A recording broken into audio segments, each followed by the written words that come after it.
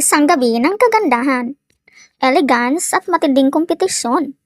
Pero sa likod ng lahat ng glitz and glamour ng Miss Universe Philippines, usap-usapan ngayon ang hosting performance ni Ralph De Leon. Simulan natin sa pinaka-napansin ng marami, ang microphone issue. Sa isang high-caliber event na live, inaasahan ang smooth flow ng programa. Pero sa kaso ni Ralph, pangatlong beses na pumalya ang microphone habang siya ay nagsasalita.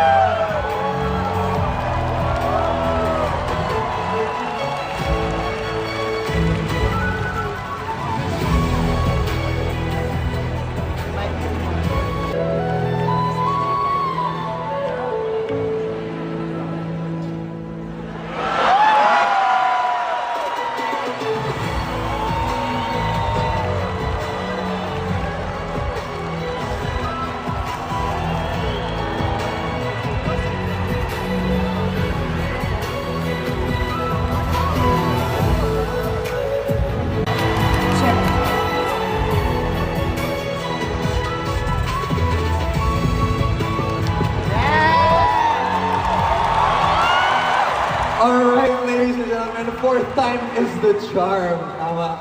So tonight, we have witnessed Filipinas who have stepped into their power and owned their story.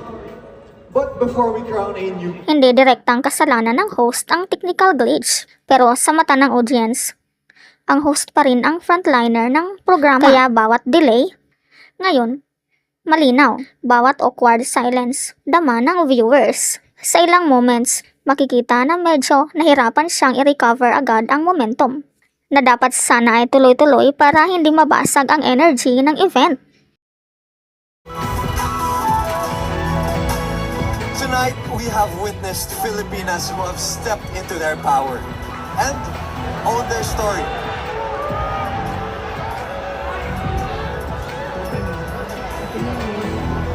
Tonight, we have witnessed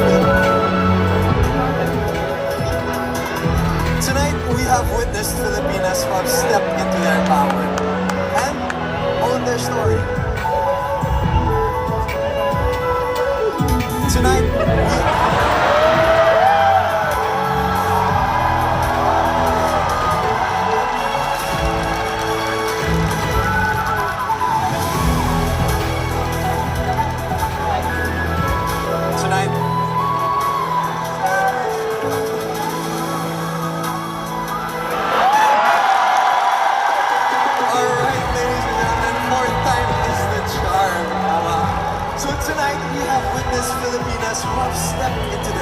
Dito pumapasok ang isang mahalagang factor sa hosting: crisis management on stage.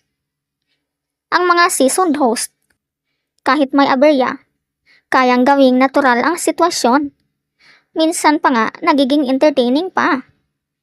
Sa case na ito, may mga pagkakataon na naging noticeable ang pagka-stiff ng transitions. Sunod na pinag-usapan ng netizens ang kanyang repetition ng salitang tonight. Tonight we have witnessed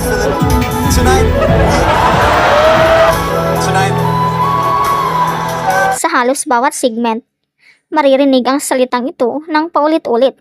Oo, normal ito sa pageant hosting. Pero kapag sumobra, nagiging predictable at monotonous ang dating. Sa halip na dynamic ang delivery, parang nagiging scripted at kulang sa variation. At hindi lang iyon, napansin din ng ilan ang kanyang delivery style. Medyo mabilis ang pacing sa ibang bahagi na minsan ay nagiging dahilan para hindi malinaw ang ibang linya. May moments na kulang sa emphasis ang key announcements at may ilang pagkakataon na parang nag-a-adjust pa sa rhythm ng programa. Pero hindi naman puro negatibo. May mga strengths din si Ralph na dapat kilalanin. Malakas ang kanyang stage presence. Kitang-kita ang confidence niya sa harap ng malaking audience. Maayos ang projection ng boses kapag gumagana ang mic. Siya ay professional ang overall aura, bagay sa isang prestihiyosong pageant. Dagdag pa rito, mahalagang tandaan na ang Miss Universe Philippines ay hindi basta-bastang event. Ito ay isang platform na may mataas na expectations. Mula sa production hanggang sa hosting,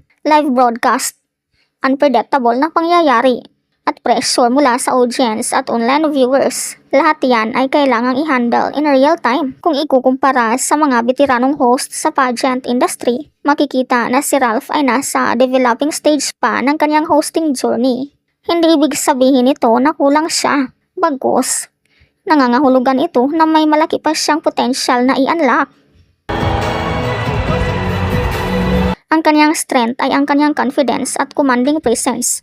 Ang kanyang professional look and composure.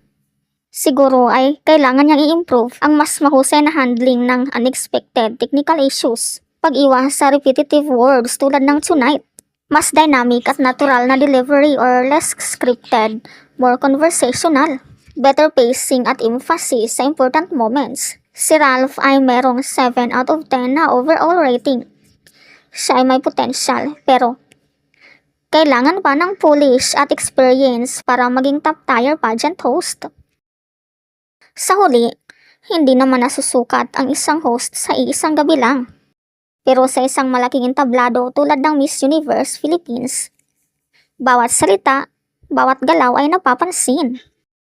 Para kay Ralph De Leon, ito ay hindi pagkukulang, kundi isang pagkakataon para mas lalo pag gumaling. Samantalang, posted naman ni Ralph ang kanyang picture sa Instagram na may kantang Tonight. Nagkomento sina Izzy at River, ang kanyang mga dating housemates sa PBB. Ikaw, anong masasabi mo dito?